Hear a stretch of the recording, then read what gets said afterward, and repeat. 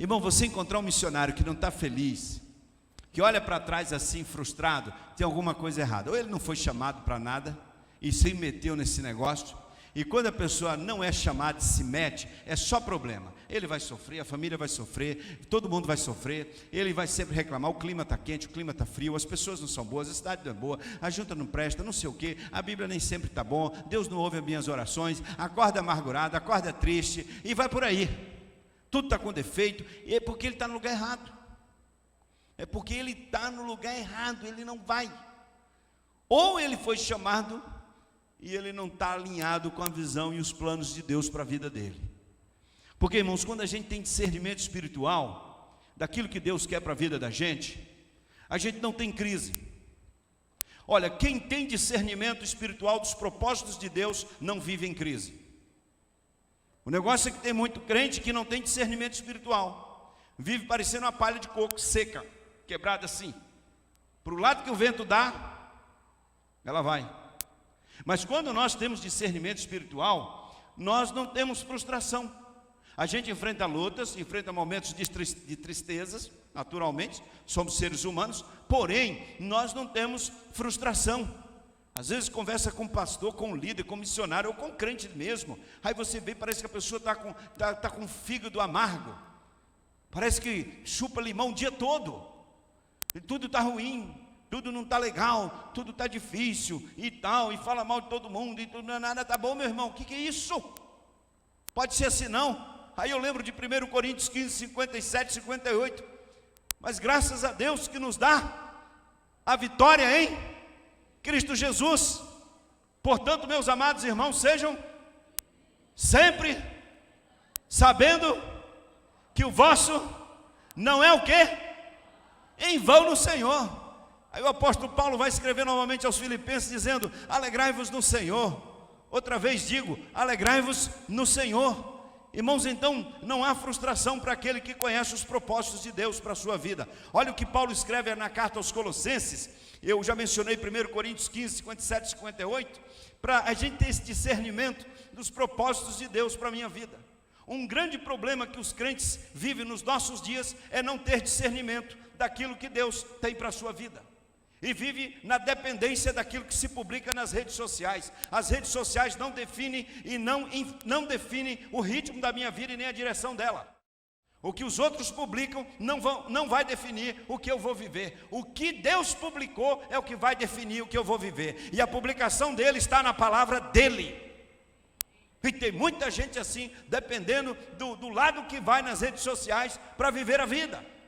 E alguns estão frustrados, alguns estão tristes, abatidos, porque não tem discernimento espiritual. E o meu povo perece porque o meu povo não me conhece.